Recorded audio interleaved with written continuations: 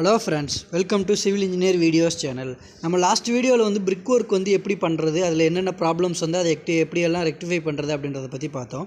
இந்த வீடியோவில் என்ன பார்க்க போகிறோம் அப்படின்னா, ஆஃப்டர் பிரிக் ஒர்க் பண்ணதுக்கப்புறம் நம்ம வந்து எலக்ட்ரிக்கல் அண்ட் ப்ளம்பிங் ஒர்க் வந்து பண்ணுவோம். அந்த எலக்ட்ரிக்கல் அண்ட் ப்ளம்பிங் ஒர்க் வந்து எப்படி பண்ணணும், எப்படி பண்ணக்கூடாது, அது மாதிரி எந்த மாதிரியெல்லாம் பண்ணால் நல்லா இருக்கும் அப்படின்றத பற்றி தான் இந்த வீடியோவில் பார்க்க போகிறோம். இது வரைக்கும் நம்ம சேனலை சப்ஸ்கிரைப் பண்ணாதவங்க மறக்காமல் சப்ஸ்கிரைப் பண்ணிக்கோங்க. கூடவே பக்கத்தில் உள்ள பெல் ஐக்கானை கிளிக் பண்ணிக்கோங்க. நம்ம ஃபஸ்ட்டாக என்ன பார்க்க போகிறோம் அப்படின்னா, ப்ளம்பிங் ஒர்க் அப்படின்றத பற்றி தான் பார்க்க போகிறோம். ப்ளம்பிங் ஒர்க் பண்ணும்போது எப்போயுமே நீங்கள் ஒரு இடத்துல வந்து பைப் ஏதாவது ஃபிக்ஸ் பண்ணுறீங்க அப்படின்னா, நீங்கள் வந்து ஃப்ளோர் லெவலை வந்து ஃபஸ்ட்டு வந்து கால்குலேட் பண்ணிக்கோங்க, மெஷர்மெண்ட் எடுத்துக்கோங்க, இல்லை அதாவது லெவல் எடுத்துக்கோங்க. ஏன்னா வந்து நீங்கள் வந்து ஃப்ளோர் லெவல் மெஷர்மெண்ட் எடுத்துக்கிட்டு லெவல் பண்ணிக்கிட்டு அதில் இருந்து நீங்கள் வந்து டேப்ஸ் ஃபிக்ஸ் பண்ணால் தான் உங்களுக்கு வந்து கரெக்டாக இருக்கும். சப்போஸ் அப்படி பண்ணாமல் நீங்களாட்டுக்கு வந்து ஏதோ ஒரு இடத்துல ஃபிக்ஸ் பண்ணிட்டீங்க அப்படின்னா, டைல்ஸ் வந்து ஹைட் வந்துருச்சு அப்படின்ற பட்சத்தில் உங்களுக்கு வந்து அந்த இடத்துல பக்கெட் வந்து பிடிக்காமல் போகலாம். அப்படி இல்லாட்டி சவர் ஹைட்டு கம்மியாகிடுச்சுன்னா வந்து அந்த சவர் வந்து உங்கள் தலையில் வந்து தட்டலாம். அது மாதிரி நிறைய ப்ராப்ளம்ஸ் வரும்.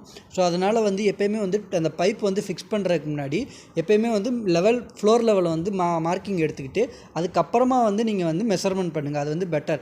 அதுக்கும் மேலே உங்களுக்கு ஏதாவது ப்ராப்ளம் வருது, உங்களுக்கு தெரியல அப்படின்னா ஒரு இன்ஜினியர்கிட்ட வந்து கன்சிடர் பண்ணுங்கள். ஏன்னா ஒரு இன்ஜினியர் வந்து ப்ராப்பராக வந்து கொடுத்துருவார். ஃப்ளோர் லெவல்லேருந்து டேப்னா இவ்வளோ ஹைட்டில் வரணும், சவர்னா இவ்வளோ ஹைட்டில் வரணும், கன்று வந்து இவ்வளோ ஹைட்டில் வரணும், லெட்டின் சீட்னால் நம்ம உட்கார்றதுக்கு ஏற்ற மாதிரி இந்த அளவுக்கு வரணும், அதே மாதிரி செவத்தில் இருந்து லெட்டின் சீட் வந்து இந்த அளவுக்கு தள்ளி இருக்கணும் அப்படின்ற மாதிரி எல்லாமே டீட்டெயிலாக வந்து சொல்லுவார் இன்ஜினியர்னால்.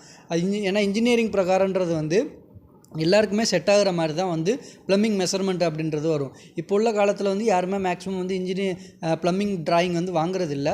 சப்போஸ் பெரிய பெரிய அப்பார்ட்மெண்ட் வில்லாஸ் கட்டும்போது கம்பல்சரியாக நீங்கள் வந்து ப்ளம்பிங் ட்ராயிங் வாங்கி பண்ணுங்கள். ஆஃப்டர் இந்த பைப்பு எல்லாமே செக் பண்ணதுக்கப்புறம் ஃபிக்ஸ் பண்ணதுக்கப்புறம் பிளாஸ்டரிங் பண்ணுறதுக்கு முன்னாடி ஒரு தடவை வந்து ப்ரெஷர் செக் பண்ணி பாருங்கள். அதை ஃபார் எக்ஸாம்பிள் மேலே வந்து ஒரு டம்மியாக ஒரு டேங்க் வச்சு அதில் வந்து தண்ணியை வந்து ஒரு 24 ஹவர்ஸ் வந்து கண்டினியூஸாக விட்டுக்கிட்டே இருங்க.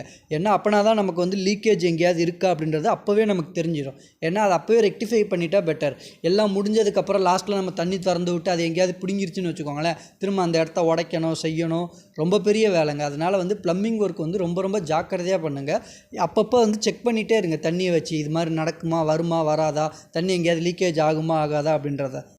நெக்ஸ்ட்டு வந்து எலக்ட்ரிக்கல் ஒர்க் அப்படின்னு நம்ம பார்த்துக்கிட்டோன்னு வச்சுக்கோங்களேன். எலக்ட்ரிக்கல் ஒர்க் பொறுத்த வரைக்கும் நமக்கு வந்து ஸ்லாபில் இருந்தே வந்து ஸ்டார்ட் ஆயிருங்க. ஃபார் எக்ஸாம்பிள் நீங்கள் வந்து ஸ்லாப் வந்து ஃபஸ்ட் ஃப்ளோர் வந்து ஸ்லாப் போட்டிங்கன்னா அந்த ஸ்லாப்லேயே வந்து ஒரு ரூமில் இருந்து எல்லா ரூமுக்கும் வந்து செப்பரேட்டாக வந்து நம்ம வந்து கனெக்ஷன் கொடுக்கணும், எம்சிபி கொடுக்கணும். அப்படின்னா நீங்கள் வந்து ஸ்டார்டிங் அந்த ஸ்லாப் போடும்போதே வந்து எல்லாத்துக்கும் செப்பரேட்டாக நீங்கள் வந்து பைப் லைன் வந்து கொடுத்துடணும். ஏன்னா அப்படின்னா தான் வந்து நமக்கு வந்து கன்சீல்டாக இருக்கும். ப்ளஸ் வந்து அதனால நிறைய அட்வான்டேஜஸும் கிடைக்கும். இப்போ நீங்கள் இல்லை சும்மா ஸ்லாபில் ஒரு 2 பைப் மட்டும் வச்சுட்டு விட்டுட்டீங்க அப்படின்னா ஃப்யூச்சரில் வந்து நீங்கள் வந்து என்ன சொல்கிறது, செவர் கட்டுனதுக்கப்புறம் அந்த செவத்தில் வந்து ஓட்டை போடுறது, செய்கிறது, அது மாதிரி நிறைய வேலை இருக்கும். ஸோ அதனால் வந்து ஸ்லாப் போடும்போதே வந்து நீட்டாக பிளான் பண்ணி பைப் எல்லாத்தையுமே வச்சுருங்க. வச்சதுக்கப்புறம் நீங்கள் வந்து யூஸ் பண்ண போகிறது வந்து சிங்கிள் ஃபேஸாக இல்லை 3 ஃபேஸாக, அதாவது நீங்கள் வந்து ஃபஸ்ட்டு கெப்பாசிட்டி கால்குலேட் பண்ணிக்கோங்க. ஃபார் எக்ஸாம்பிள் நீங்கள் வந்து மோட்டார், ஏசி எல்லாமே யூஸ் பண்ணுறீங்க அப்படின்னா கண்டிப்பாக உங்களுக்கு வந்து 3 ஃபேஸ் சப்ளை வந்து தேவை. அதுக்கேற்ற மாதிரி பிளான் பண்ணி நீங்கள் வந்து இபி லைன்மேனோ இல்லை யார்கிட்டயோ சொல்லி உங்களுக்கு கனெக்ஷன் வந்து வாங்கிக்கோங்க. ஆஃப்டர் நீங்கள் வந்து இபி கனெக்ஷன் எல்லாமே வாங்கினதுக்கப்புறம் நீங்கள் வந்து அதை வந்து ப்ராப்பராக வந்து செட் பண்ணுங்கள். நீங்கள் யூஸ் பண்ணுற ஒயர் காயில் ஆகட்டும், ப்ளஸ் அந்த போர்ட்ஸ் ஆகட்டும், அது வந்து அதிகமாக ஹீட் ஆகி எதுவுமே மெல்ட் ஆகாத மாதிரி நல்லா பிராண்டட் கம்பெனியாக வந்து பார்த்து போடுங்க. ஏன்னா வந்து மெல்ட் ஆனதுக்கப்புறம் அதுக்கப்புறம் மொத்தமாக மாற்ற வேண்டியிருக்கும். அது மாதிரி நிறைய ப்ராப்ளம்ஸ் இருக்கும். அதே மாதிரி வந்து நீங்கள் வந்து சுவிட்ச் போர்ட்ஸ் அதெல்லாம் ஃபிக்ஸ் பண்ணுறீங்கன்னா கரெக்டாக மெஷர்மெண்ட், இப்போ நம்ம நிற்கிற ஹைட்லேருந்து 4 ஃபீட்ஸ் ஹைட்டில் வந்து சுவிட்ச் போர்டு வந்து இருக்கணும். அயன் பாக்ஸ் சுவிட்ச் போர்டு அப்படின்றப்போ அது வந்து கீழே இருக்கணும். டிவி சுவிட்ச் போர்டுனா டிவி பக்கத்துலேயே எல்லா இடத்துலையும் இருக்கணும். எல்லாத்துக்குமே வந்து செப்பரேட் மெஷர்மெண்ட் இருக்குங்க.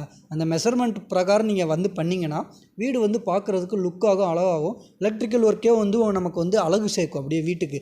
அதனால் வந்து அதை வந்து எப்போயுமே பிளான் பண்ணி நீட்டாக பண்ணுங்கள். இதுதான் நம்ம வந்து எலக்ட்ரிக்கல் அண்ட் ப்ளம்பிங் ஒர்க்கில் மெயினாக ஃபேஸ் பண்ணுற அட்வான்டேஜ் அண்ட் டிஸ்அட்வான்டேஜஸ். இல்லை வேறு ஏதாவது டவுட் உங்களுக்கு தெரியணும் அப்படின்ற பட்சத்தில் நீங்கள் மறக்காமல் கீழே கமெண்ட் செக்ஷனில் கமெண்ட் பண்ணுங்கள். Thank you friends.